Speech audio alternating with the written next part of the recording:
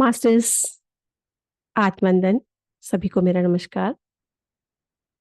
परमहंस योगानंद जी की योगी कथा अमृत का प्रकरण 45, बंगाल की आनंदमयी माँ।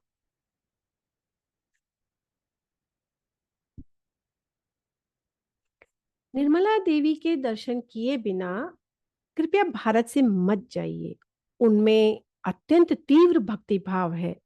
सब तरफ से आनंदमयी माँ के नाम से विख्यात है। मेरी भतीजी अमिया बोस ने आग्रह भरी दृष्टि से मेरी ओर देखते हुए कहा। मैंने कहा, अवश्य, उस महिला संत से मिलने के लिए मैं भी उत्सुक हूं। ईश्वर अनुभूति की उनकी उच्च अवस्था के बारे में मैंने पढ़ा है। अनेक वर्ष पूर्व ईस्ट वेस्ट पत्रिका में उन पर एक छोटा सा लेख छपा था। अमिया ने कहा, मैं उनसे मिली हूं। अभी हाल ही में वे मेरे छोटे से नगर जमशेदपुर पधारी थी।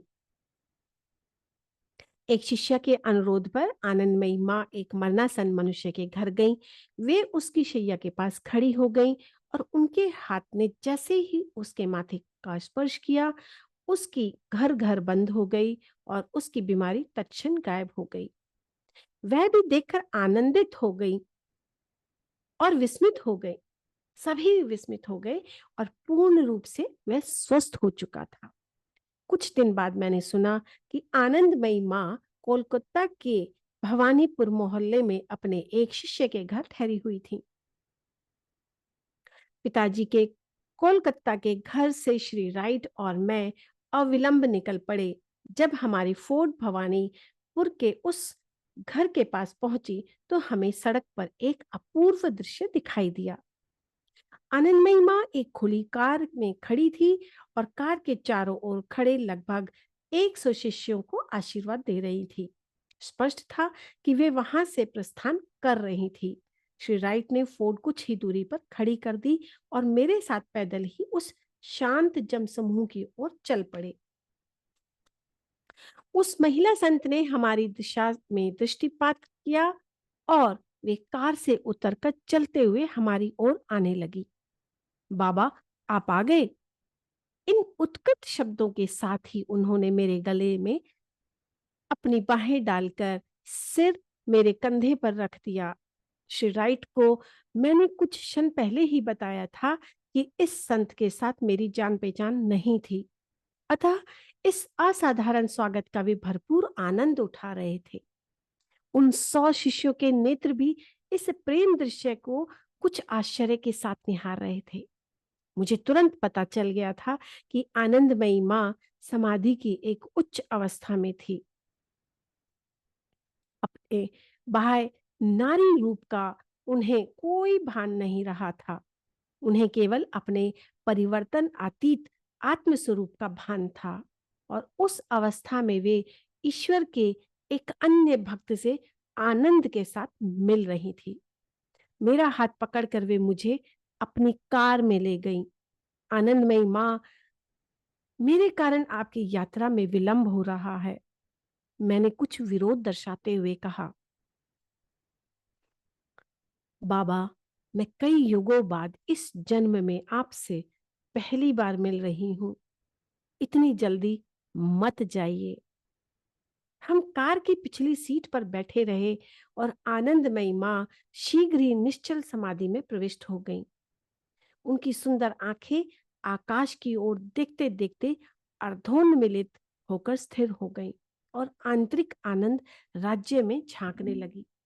शिष्यगण सौम्य स्वर में मां का नाम संकीर्तन करने लगे। भारत में मुझे अनेक ईश्वर प्राप्त पुरुष मिले थे, परंतु इतनी उन्नत महिला संत से मेरी पहले कभी मुलाकात नहीं हुई थी।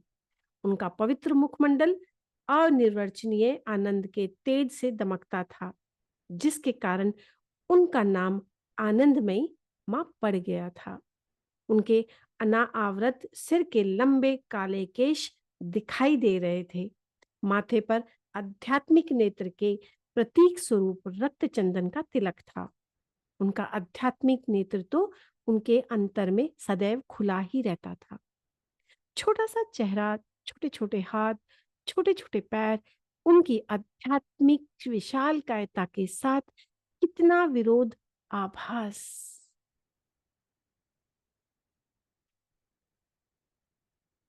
आनंदमयी माँ समाधि में ही मग्न रही। मैंने पास ही खड़ी उनकी एक शिष्या से कुछ पूछताछ की। शिष्या ने बताया, आनंदमयी माँ भारत में दूर दूर तक जाती हैं। भारत के अनेक भागों में उनके सैकड़ों शिष्य हैं। उनके साहसी प्रयत्नों के फलस्वरूप अनेक अच्छे अच्छे सामाजिक सुधार हुए। स्वयं ब्राह्मण होते हुए भी वे जाति भेद को नहीं मानती। उनकी आवश्यकताओं का ध्यान रखने के लिए हम में से कुछ लोग सदैव उनके साथ ही रहते हैं। हमें माताएं बनकर उनकी देखभाल करनी पड़ती है। उन्हें तो अपने शरीर का भान ही नहीं रहता।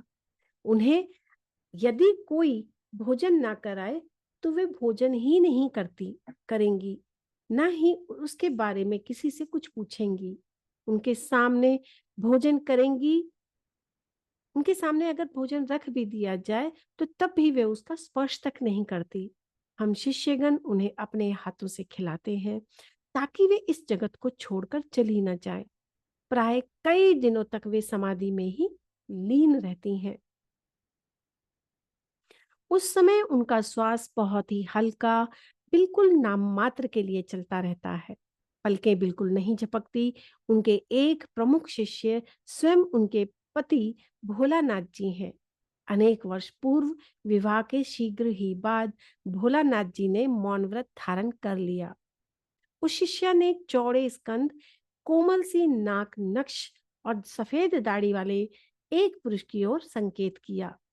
वे उस जन समूह के बीच शिष्योचित भक्ति भाव के साथ हाथ जोड़े शांत खड़े थे। अनंत में डुबकी लगाकर तरोताजा हुई आनंदमयी माँ अब स्थूल जगत पर अपने मन को केंद्रित कर रही थी।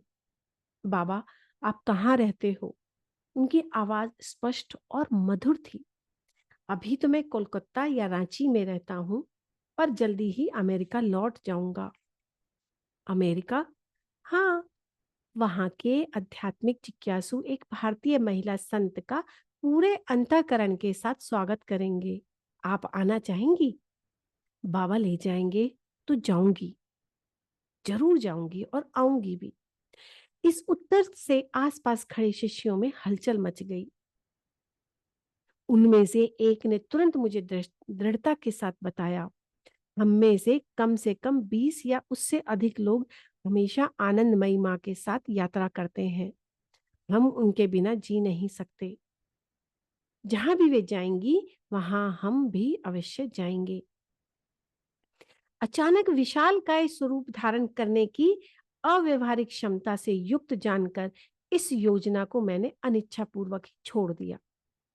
आखिर आनंदमयी माँ से विदा लेते समय मैंने उनसे कहा, अच्छा, अपने शिष्यों के साथ कम से कम रांची आइए। स्वयं दिव्य शिशु होने के नाते आपको मेरे विद्यालय के बच्चों से मिलकर आनंद होगा। जब भी बाबा ले जाएंगे मैं खुशी से चलूंगी। इसके कुछ ही दिन बाद आनंदमयी माँ के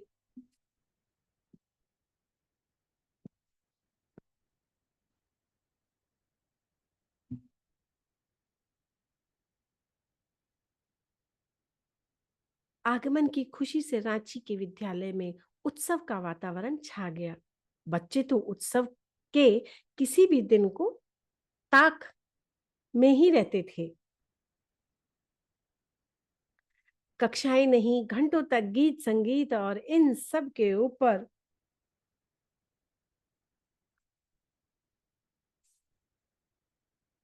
भोज।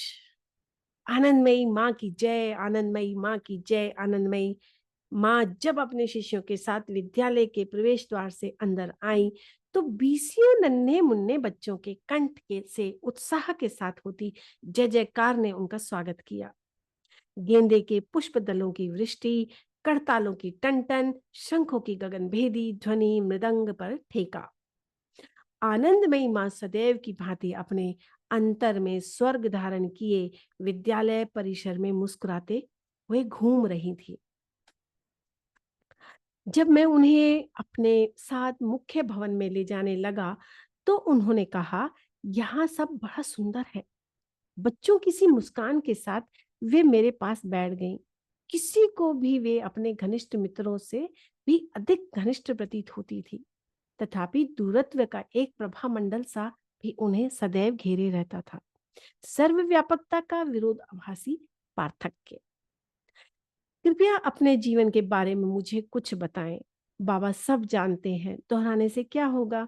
स्पष्ट था कि एक अल्पकालिक जन्म के तथ्यात्मक इतिहास का उनकी दृष्टि में कोई महत्व नहीं था। मैं हंस पड़ा और वही अनुरोध करके उनसे दोबारा जो अनुरोध था वो दोबारा किया। उन्होंने अनिच्छा प्रदर्शित करने के अंदाज में अपने कोमल हाथ फैलाए। बाबा जी, बताने लायक तो कुछ अधिक नहीं है। मेरी चेतना इस नश्वर देह के साथ कभी एक रूप नहीं हुई। इस पृथ्वी पर आने से पहले मैं वही थी। जब मैं छोटी बच्ची थी तब भी मैं वही थी। मैं बड़ी होकर नारी बनी तब भी मैं वही थी। जिस परिवार में मेरा जन्म हुआ था, उन्होंने जब इस देह का विवाह रचने की तैयारी की, तब भी मैं वही थी। और बाबा, आपके सामने अभी भी मैं वही हूँ। यहाँ से रोग, यहाँ से जो आगे सदा के लिए मेरे चारों ओर सृष्टि का जो नृत्य चाहे कितना ही बदलता रहे, मैं वही रहूंगी।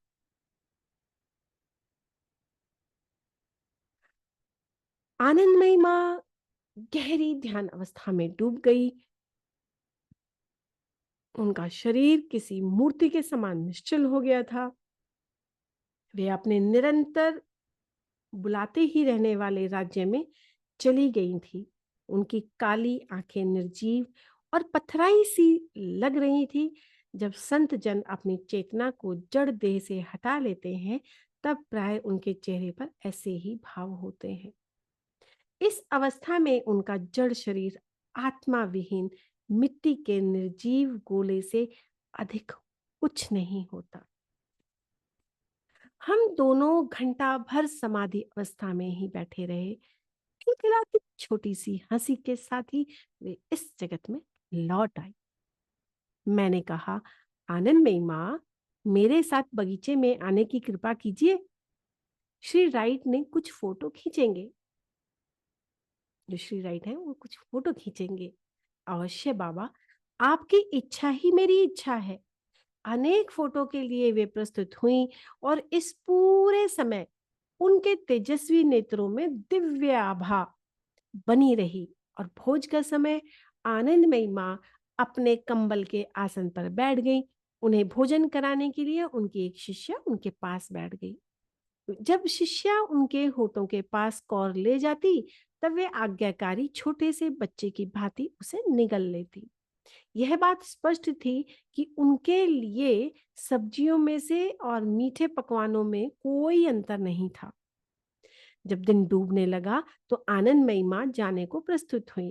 गुलाब की पंखड़ियों की वर्षा उन पर की गई। बच्चों को आशीर्वाद देते हुए उनके हाथ उठे हुए थे। बच्चों के चेहरे प्रेम और स्नेह से चमक रहे थे। जो आनंदमयी माँ ने अनायास ही उनके मन में जगा दिया था, तो अपने परमेश्वर से अपने पूरे हृदय के साथ, अपनी पूरी आत्मा के साथ, अपने पूरे मन के साथ और अपनी पूरी शक्ति के साथ प्रेम करेगा, यह प्रथम आदेश है।